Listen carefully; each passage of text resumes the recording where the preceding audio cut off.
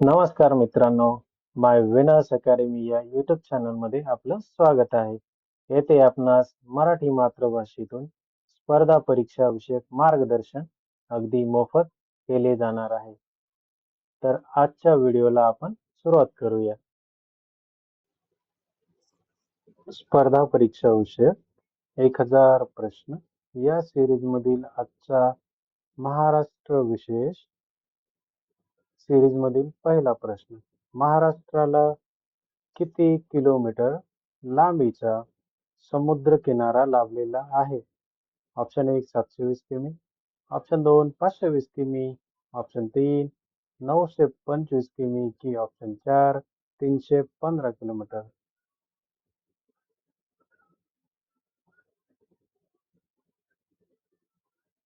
आणि उत्तर आहे मित्रांनो ऑप्शन नंबर 1 720 किलोमीटर. प्रश्न क्रमांक 2. महाराष्ट्रातील जिल्ह्यांची संख्या किती आहे? ऑप्शन 1 36 जिल्हे, ऑप्शन 2 33 जिल्हे, ऑप्शन 3 28 जिल्हे की ऑप्शन 4 वरीलपैकी नाही.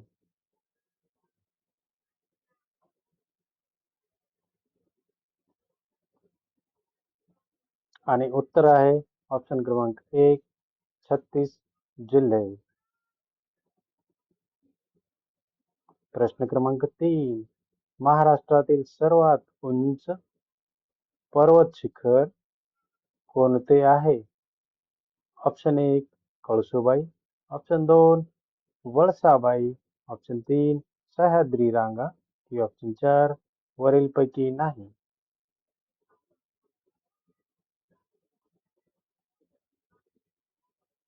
आणि उत्तर आहे ऑप्शन क्रमांक 1 कळसुबाई.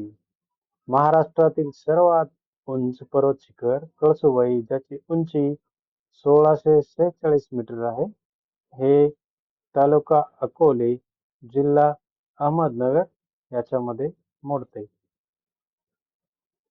प्रश्न क्रमांक 4. महाराष्ट्राची राजधानी कोणती आहे? Option A Mumbai, option B Thane, option C Sindhudurg की ऑप्शन डी नागपूर.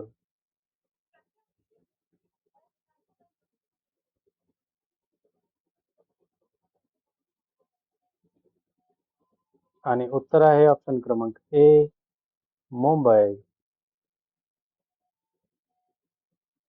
प्रश्न क्रमांक 5. महाराष्ट्राची उपराजधानी कोणती आहे? Option A Mumbai, option B Thane, option C Sindhudurg की ऑप्शन डी नागपूर.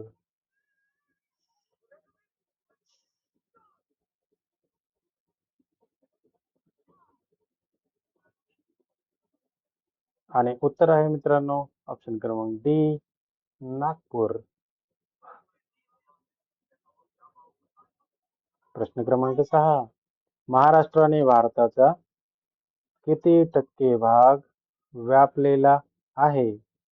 ऑप्शन क्रमांक 1 9.7%, ऑप्शन 2 7.4%, ऑप्शन 3 5.2% की ऑप्शन 4 वरीलपैकी नाही.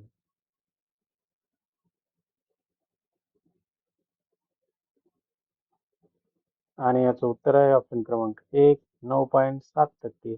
महाराष्ट्राने भारताचा 9.7% भाग व्यापलेला आहे.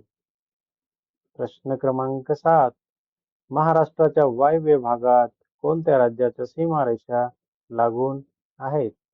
ऑप्शन 1 गुजरात राज्य व दादरा नगर हवेलीच्या, ऑप्शन 2 छत्तीसगड व कर्नाटकच्या, ऑप्शन 3 छत्तीसगड व हैदराबादच्या की ऑप्शन 4 वरीलपैकी नाही.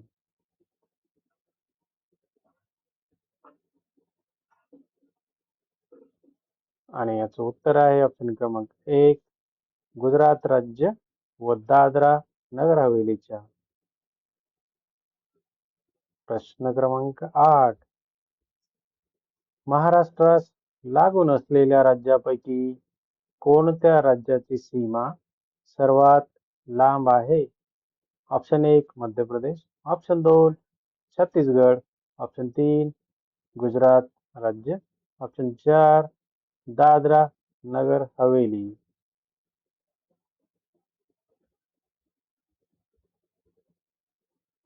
आणि उत्तर आहे मित्रांनो ऑप्शन क्रमांक 1 मध्य प्रदेश.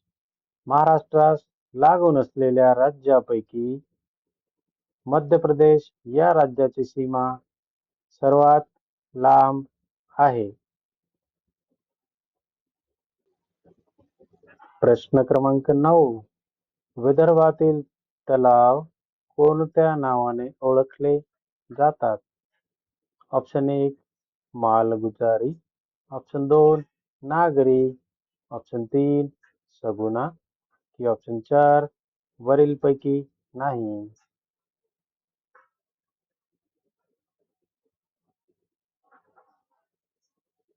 आणि उत्तर आहे मित्रांनो ऑप्शन नंबर 1 मालगुजारी. प्रश्न क्रमांक 10 महाराष्ट्रातील तलावांचा जिल्हा म्हणून कोणता जिल्हा ओळखला जातो? Option 1 Gondia, option 2 Nagpur, option 3 Amravati की ऑप्शन 4 पुणे.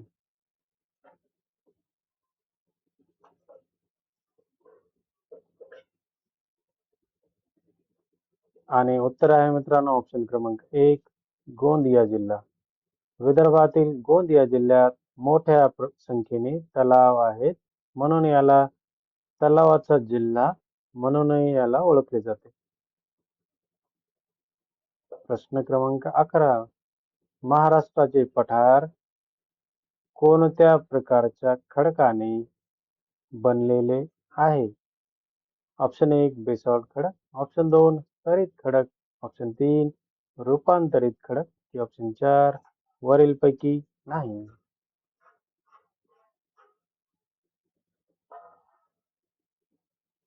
आणि उत्तर आहे मित्रांनो ऑप्शन क्रमांक 1 बेसाल्ट खडक.